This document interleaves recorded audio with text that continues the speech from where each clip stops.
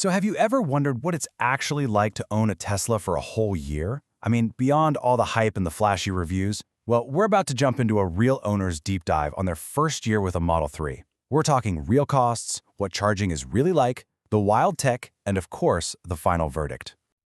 All right, let's get right into it. The owner doesn't make us wait for the big reveal. It's right there in the title of their review, no regret.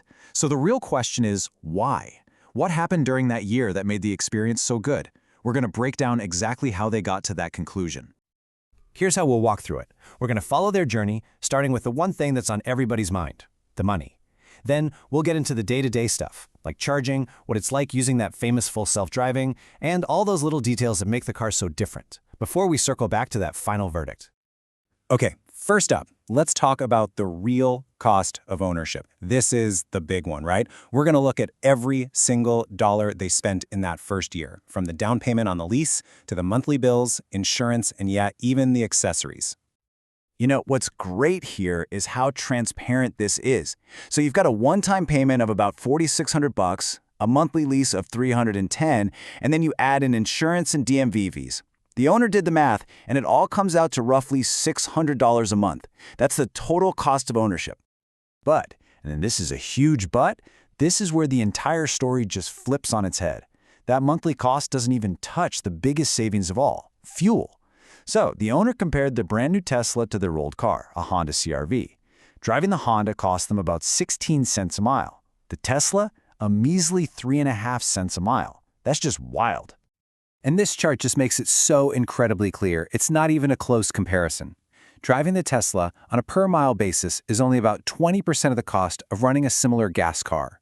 I mean, that's a massive, massive difference in your day-to-day expenses. So what does that actually mean in real dollars? Well, over that first year, after driving more than 7,400 miles, that difference added up to almost $800 in fuel savings. And like the owner says, that comes with an amazing little bonus. You never, ever have to stand at a gas station holding a cold, grimy pump on a rainy night ever again. Okay, savings are great. But what about charging? Isn't that a huge hassle?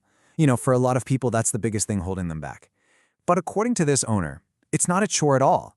In fact, it's just a super simple, almost thoughtless change in your daily routine. Seriously, the new fill-up routine is literally just these two steps. You get home, you park the car, you plug it in. That's it. It just becomes this automatic habit, kind of like plugging in your smartphone before you go to bed. You don't even think about it. And this quote just perfectly captures it, right? It takes all the fear and intimidation out of charging an EV. If you know how to use your phone, you know how to charge this car. The whole process is designed to be that simple and intuitive. All right, now let's get to the really cool stuff. The part that feels like you're actually living in the future. Full self-driving, or FSD. The owner calls it their co-pilot, and they say it completely changed how they feel about driving. And here's the thing you have to understand. The software isn't just a one-and-done deal. It's always getting smarter. The owner saw huge, noticeable improvements in how FSD performed just in their first year. The car literally gets better while it's parked in your garage. How cool is that?